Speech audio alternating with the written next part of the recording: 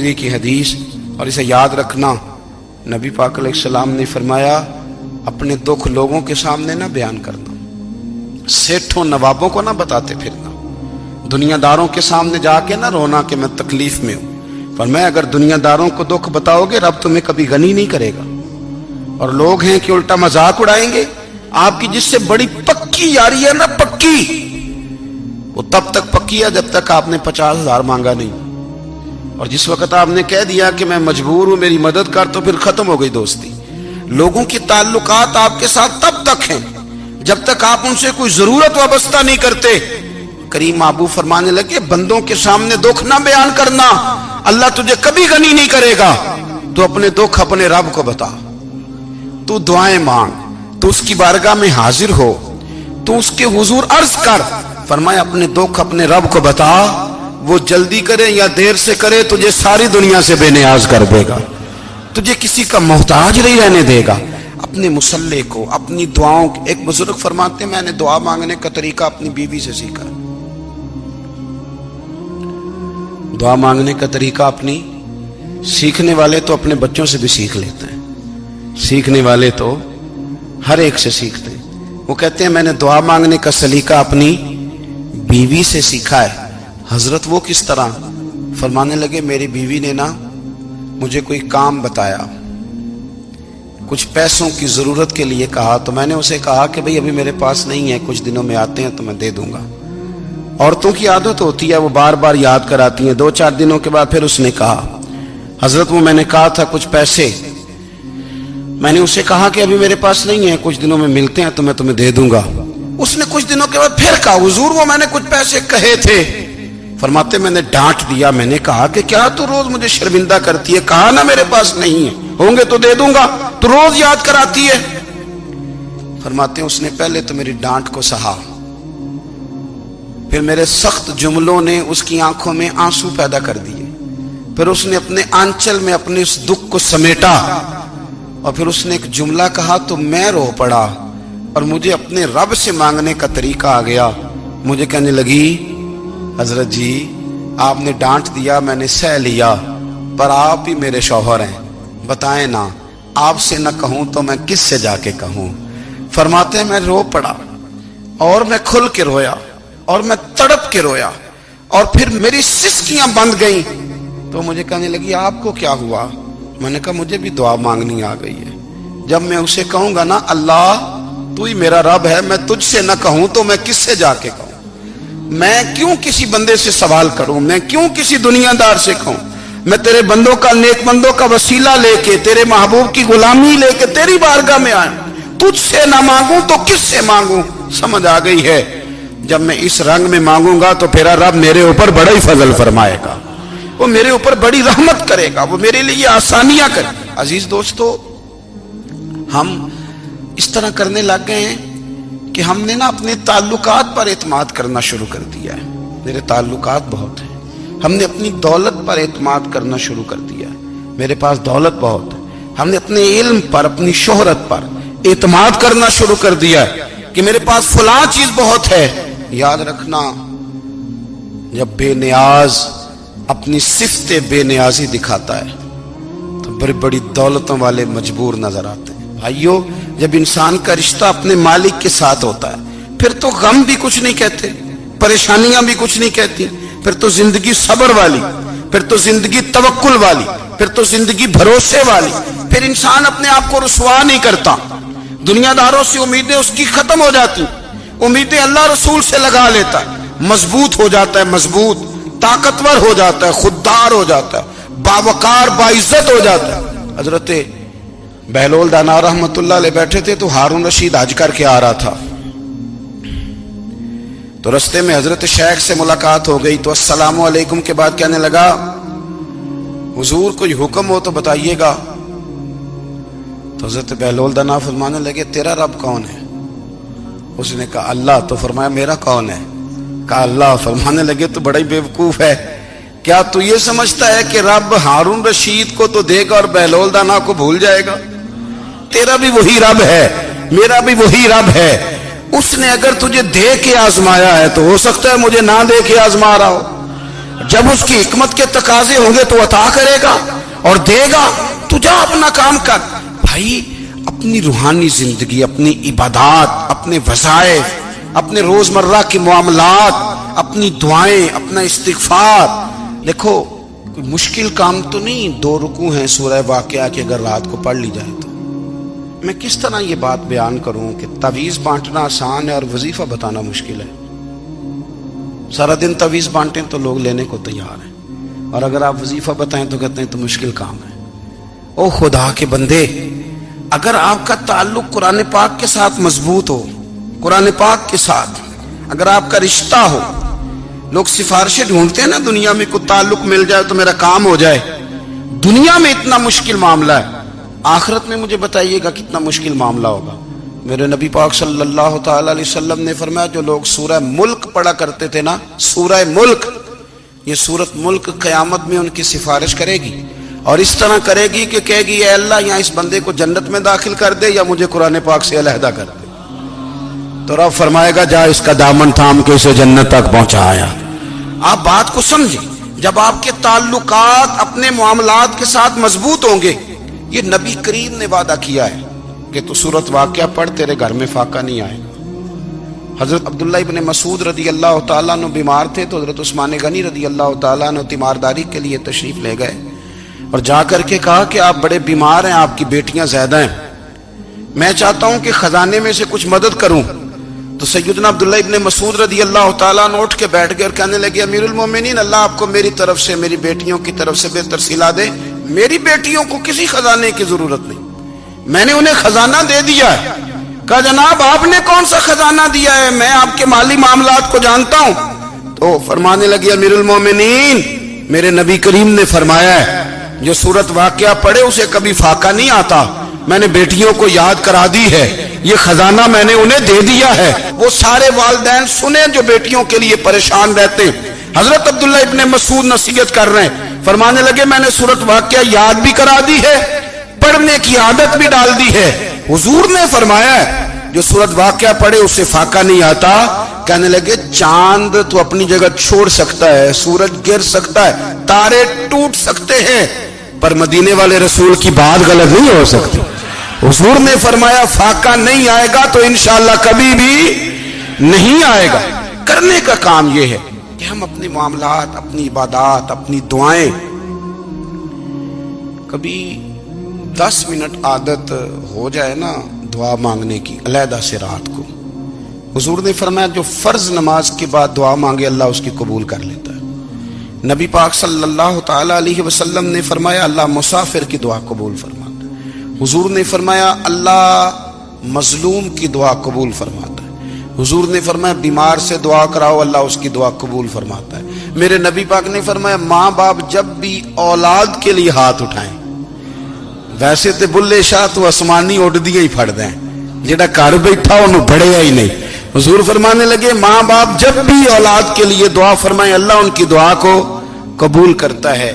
آپ اپنا تعلق بنائیں دعا کے ساتھ، عبادت کے ساتھ، مصلی کے ساتھ رشتہ بنائیں، استغفار پڑھیں. صلاح الدین ایوبی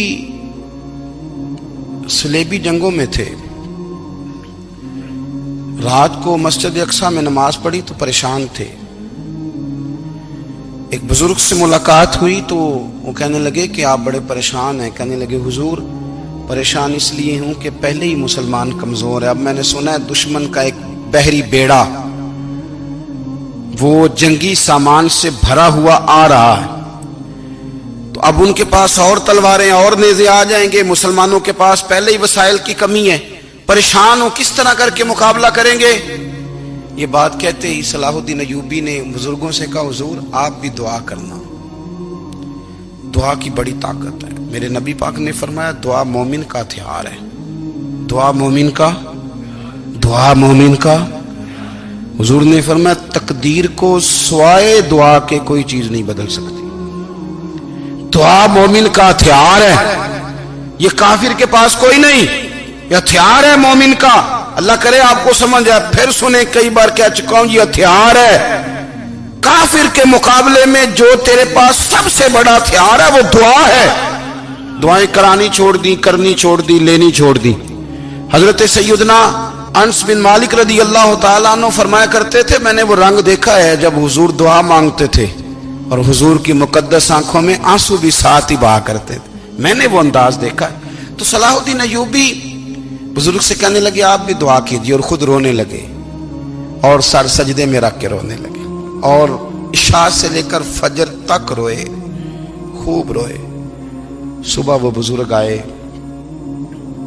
تو صلاح الدین ایوبی کا خوبصورت اور ہنستا ہوا چہرہ دیکھا، کہنے لگے آپ بڑے خوش ہیں، رات تو میں نے بڑے روتے ہوئے دیکھا تھا۔ تو کہنے لگے حضور وہ جو بحری بیڑا آ رہا تھا نا وہ پانی میں ڈوب گیا ہے، اب وہ نہیں آ رہا، ابھی خبر آئی ہے تو میں بڑا خوش ہوں۔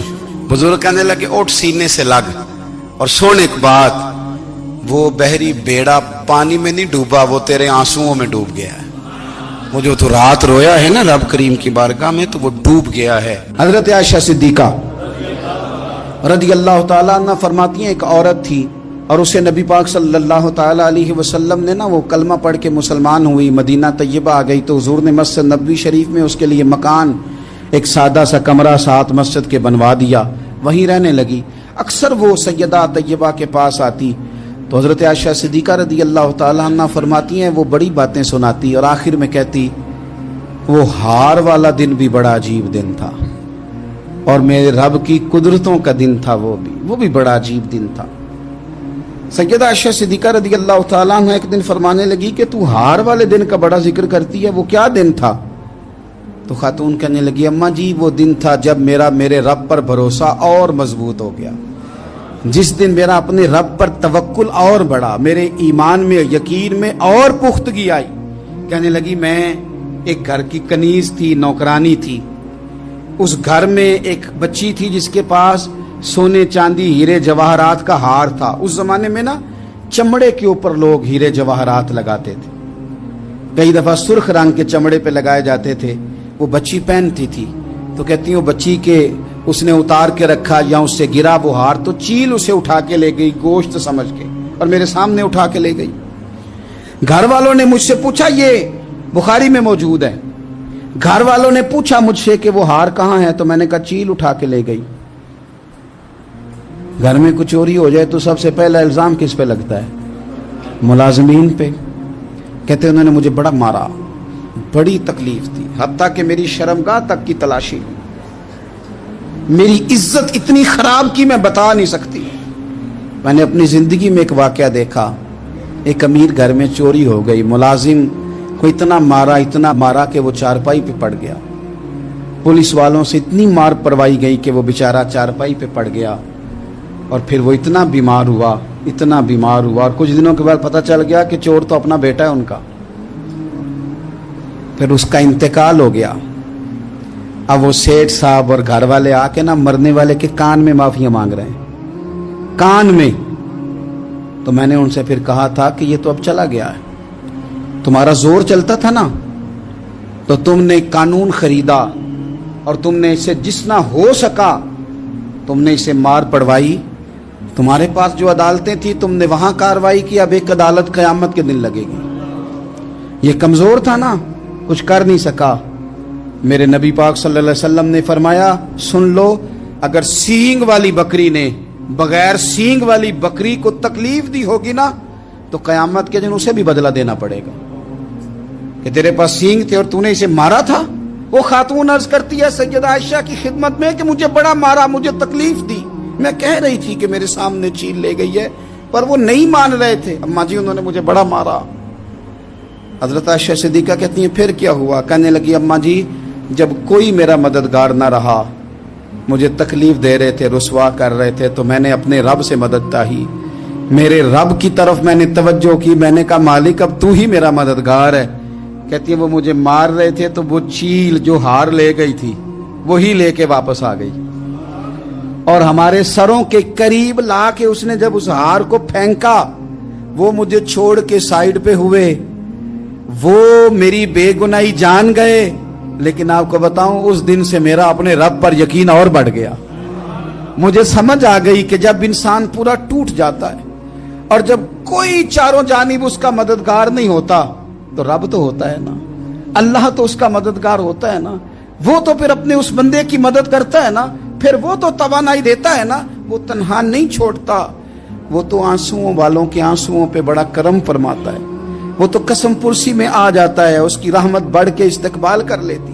ओ मेरी मिल्लत के जवानों, मजा नहीं आ जाता जब सारी दुनिया सोई हो, सारी दुनिया, और बिस्तर भी गर्म हो और नींद भी पूरा गलबा कर रही हो, और अचानक घंटी बजे दिमाग में, आंख खुले, घड़ी पे नजर पड़े, 3:30-4 बजे का पैगाम घड़ी बताए, और कोई चढ़ती जवानी वाला उठ के वुजू करे, और जब वो मुसल्ला खोल के बिछाए तो मदीने वाले महबूब कहते हैं कि हर नमाज पे रब सवाब देता है, और जो उठ के तहज्जुद की नमाज पढ़े उसे देख के तो रब मुस्कुराता है, जो उसकी शान के लायक है, जो उसकी शान के लायक, वो मुस्कुराता है, खुश होता है कि मेरा बंदा तहज्जुद में उठ गया, वो मुस्कुराता है।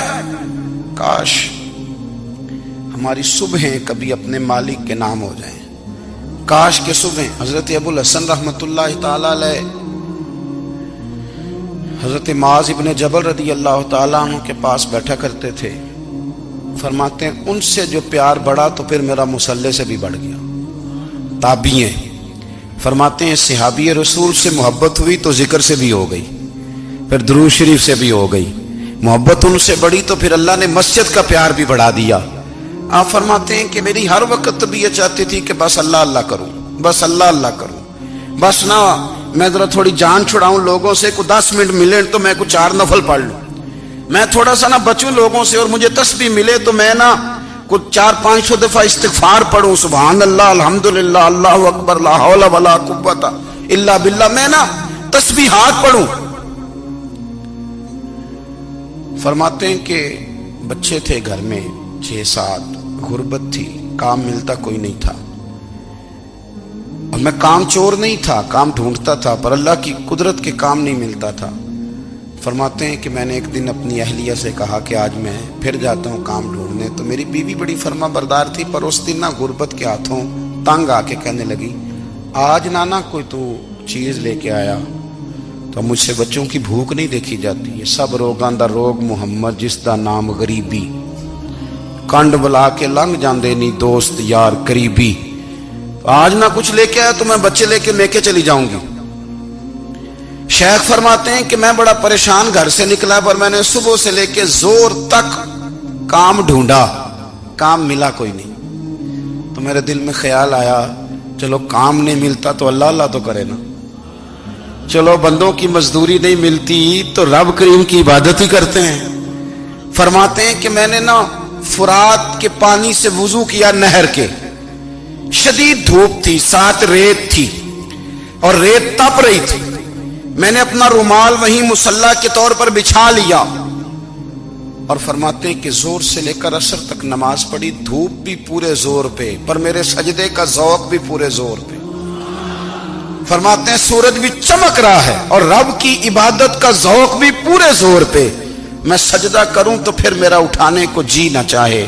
मेरे उस्ताद लिखा करते थे, ये उनका शेर है, वो कहा करते थे मुझे सोज दे, मुझे साज दे, और मुझे नीम शब का न्याज दे, दमे सजदा खुद को मैं तोड़ दूं, मुझे ऐसा ज़ौक़े नमाज दे।